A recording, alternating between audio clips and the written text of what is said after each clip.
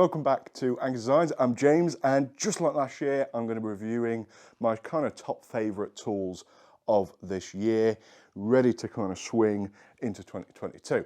Let's jump straight into it and get started.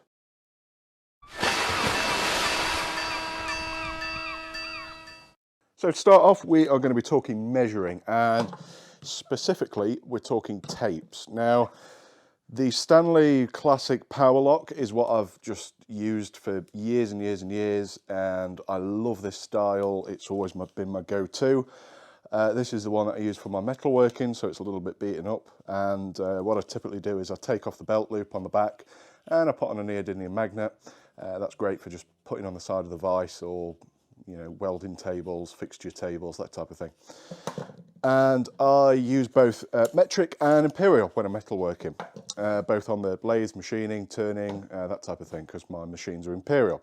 Now for woodworking, what I've discovered this year is I just use metric for everything now on woodworking, and this has been my perfect table saw tool. So when I'm setting up my table saw, checking things, and just general woodworking, this is ace because it's double metric on either side of the scale, so you can measure whether it's this side or this side. You're not trying to follow lines and follow them into the imperial side, as well as the underside, so you can hook down onto something and then measure from that point. Really nice, bit pricey, but I'm pretty pleased with it. It's quite nice, double-sided. I wouldn't be using this on brick or block work because you're just going to be, absolutely knackering this side up. And even with metalwork, I don't know how hardy these faces are. As I say, for wood, it's been great. But again, it's something that has saved me a lot of time and probably quite a few mistakes, really. So the next one is called a center rule, which is the center is the datum reference point, the 0 point. And this is quite nice. It's not something that you're going to use all the time, but it's double-sided. And what this is kind of good for is you can start off at the center, of course. You can just work out the center board of your line here, and then if you're doing some layout marking, you want something like 20mm spacings or whatever.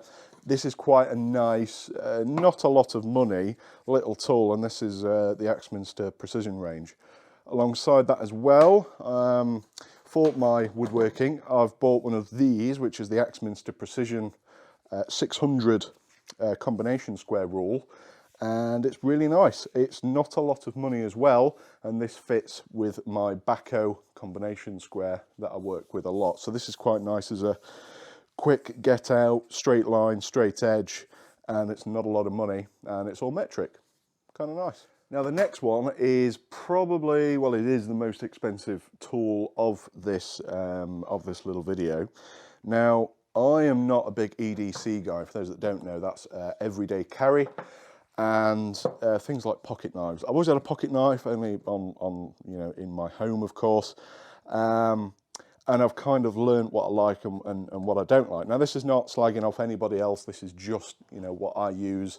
None of the products in this video are sponsored, and I just kind of want to start you off. This was my first kind of proper penknife that I bought. It's a Blue Point 1 that I bought off the Snap-on man many years ago, and I never really used it because it was too big, it was too clumsy, it's just not great quality, it's rusty, and yeah, it's not been great. I think I actually bought this second hand off a guy, to be honest. I don't think I would have bought it new, too tight for that.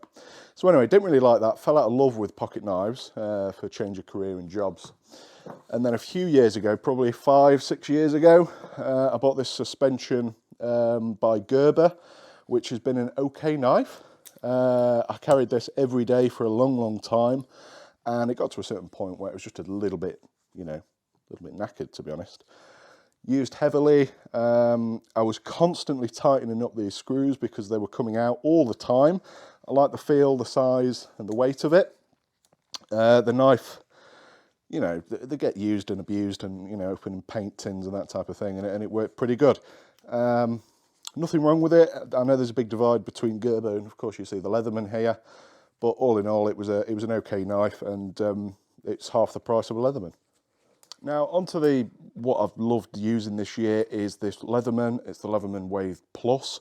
I don't know really a lot about Leatherman, although I've had this for exactly a year now, And I've never had a Leatherman. I've always thought they were, to be honest, quite expensive, and I actually got this as a Christmas gift last year. There is a engraved personal message on here that I don't want to share with you, so I've masking taped that off, but I got it for Christmas of 2020 here. Now, I have used this every day for 1 year, and yeah, it is really good.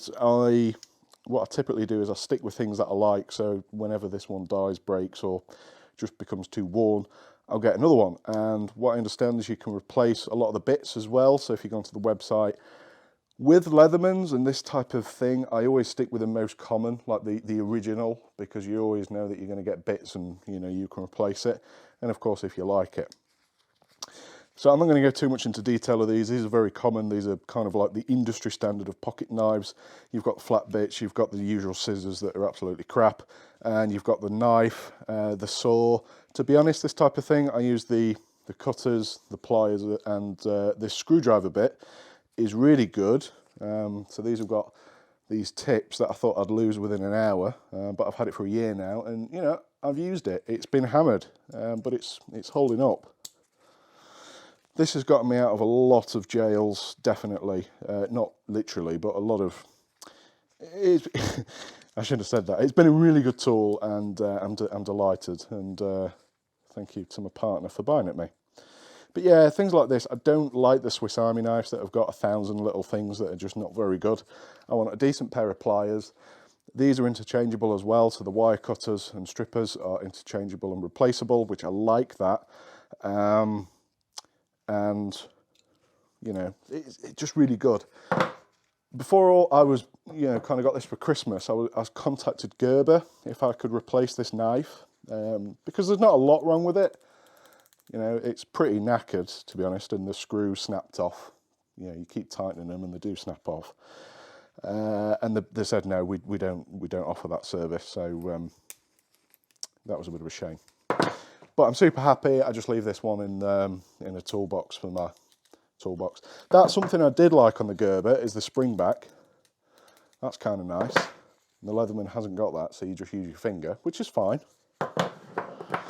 And these are pretty good. It has been on my belt and it is starting to die, so I think you're only going to get 2 years out of this if you're lucky. For me, it's it's starting to die a little bit. And I'd rather change this sooner rather than later, because I don't want this to fall off and not knowing it's in a field somewhere. So that is 1 year of Leatherman use. On to the next one. Now these are a little odd. I'm going to be honest, these are a little bit odd. I originally saw these on... This one I saw in a TV programme where they would do plastic surgery. Bit odd, I know. And this one I think I saw originally on Adam Savage Tested, and they are, I think they're called four-snips or something like that, but they're a scissor action, only very, very small, and they have these really, really small precision jaws, assuming for, pulling things out of your body. But they're very nice. They're stainless steel. I've used these a hell of a lot. You don't use them a lot, but when you do, they're one of those tools that are just like, oh God, I'm glad I got that. Pulling out cables out of small mattresses, even just like probing things and poking things, and yeah, it's just been really good. And I think they're about 20 quid. I'll try and find the details and put everything in the description as best as I can. I don't know if I'll be able to find these, but they're called like medical snips or something like that. Now this is a sinus mallet, and this is bought from a UK company called TK Plus. I don't know if it's UK made. I'm not 100% sure, but these have got interchangeable plastic heads. But it's all stainless steel. It's extremely weighty, and it is a really, really nice thing. And I can use this, around the shop with sweaty hands, and it's not going to go rusty and horrible on me, which is really good. So you've got these soft faces. You can get aluminium faces. I bought this because I thought, well, it's quite nice that I can just get it. I think it was around 14 to 12 pounds, something like that. And it's a very cool tool to have in your toolbox. It sparks a lot of interest. I've not had it long, but I've been using it on the metalworking side on both the lathe and the milling machine. And it's quite nice. I've built my own, but it's got that right sort of weight. So that's nice. I'll leave a link to that in the description. Now the next one is, I've actually found a tool made by Record Power that I actually like. I say that very tongue-in-cheek, you know, I'm only joking, don't get upset. I struggle sometimes with the light in my workshop. It looks very bright, but if you're working on something on the lathe, the wood lathe, if you're doing a lot of boring, or, you know, anything that's kind of small and detailed, scroll saw, this has been really, really good. It's a lot of money for a flexi head torch. There's many out there, and I've bought some that you know, you plug it into the wall, and cables and working on lathes and things are just, I don't really like that. So this is this just takes normal batteries.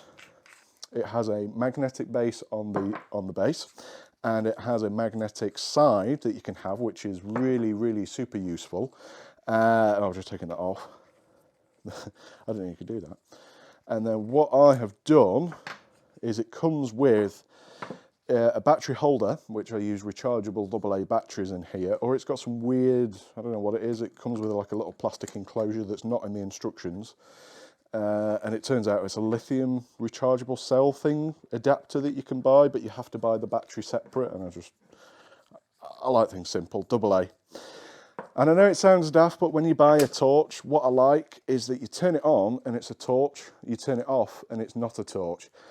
I hate when you buy these torches and you get a strobe, you get an SOS signal, then you get some other dim, slightly dim, and then a, you know, it's really annoying. I want a torch that goes on and off. You know, I don't really care about SOS, you know, it's a rarity. But everything's metal, which is nice, so everything's machined metal. This is really nice, and it's actually got a decent magnet that's not going to fall off with the width of a fart goes by it. It is, of course, LED, and it's pretty powerful, but not powerful to, you know, kind of give you an X-ray. So this has been really, really good, and I think I bought it from Snayton Woodworking Supplies. I think it was an offer, I want to say 30, 40 quid, something like that, which was a lot of money, but it was a gift, and from a partner, so we went up there and quite liked it. Really impressed with it, and I think you will be too, and it's rare that Record Power have... Moving on. Okay, now the next one, you may think, you boring sod, but I have been using these now for quite some years. And a friend actually introduced me these on when I was living on the boat. So they're really good for keeping things organised, of course, like you would a standard tie wrap. They're great for in the garden, and they're good for general kind of cable tidying. And the beauty of it is they're reusable.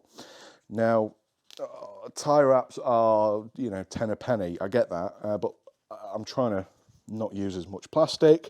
And these are super nice for just around the workshop. I have now pretty much 90% of the time have stopped using the traditional tie wrap, zip tie, whatever you want to call them, and I've gone to these reusable ones, and I find no difference in strength. They are just as strong as the disposable ones, but these are reusable, very nice to use, and I find that the best size that suits me for both tidying cables and smaller sizes is the 150mm, the 6-inch ones, and the 250mm. And what's nice is that if you need that little bit extra, is you can put both of these together for something. But these are great for reusable, and you're not chucking a load of plastic in the bin and killing whales.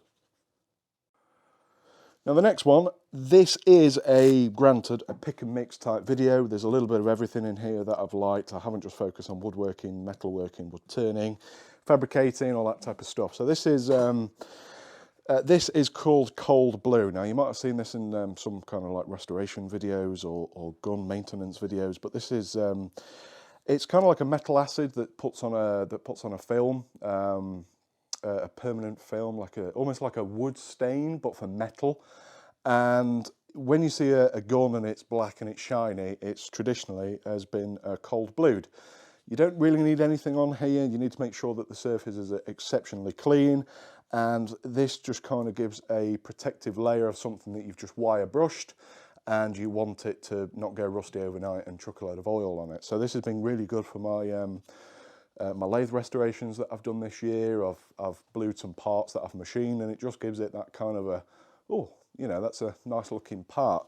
And without getting into, you know, painting it, it's just pour it in, dip in your part, make sure it's super clean, of course, take it out, you neutralize it with some water, dry it off, and then put a little bit of film of oil around it, and it's pretty durable. It's not, you know, powder coated or chromed or anything like that, but it's a nice quick fix. And this is the brand that I've used. I can't recommend any others because I've not tried it, but this has lasted me a while.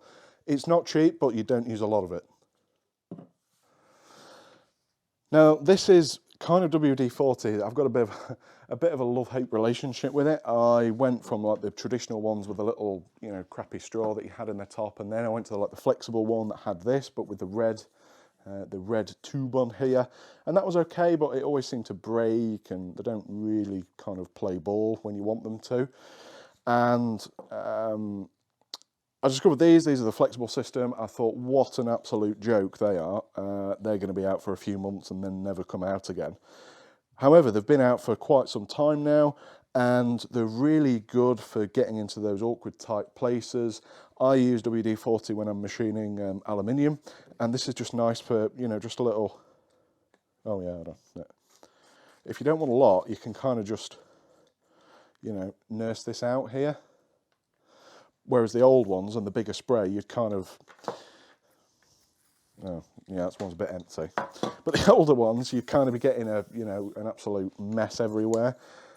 And what is nice is that they've made it so the heads are detachable. So whenever I use one, I throw away the bottle, and I can use the, you know, use the tops of there. And the next one is going to be the Shinto Rasps, which is a little bit of an indulgent tool, and I think I saw this on one of the woodworking channels I follow. I can't remember where I originally saw it, but I thought that looks quite nice, because sometimes if you use a rasp or you know, just a file, it gets very bogged up very, very quickly. Now, really clever design this. It's a double-sided, so you've got a coarse side, which is quite your aggressive teeth here, and then you've got your fine side for, I'm guessing, finishing like a first cut, and that's kind of a second cut. And really nice, very, very well made. It's made in Japan, and I've used this quite a lot this year. Again, not a tool that you use every time, but it's great for kind of small adjustments and fettling in and shaping quickly.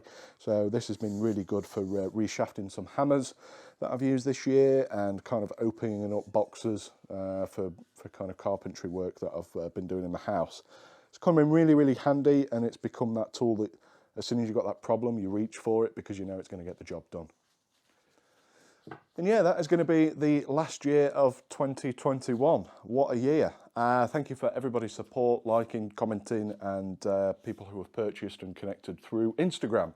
It's been mind-boggling, so thank you very much, and we'll see you in 2022. Thank you.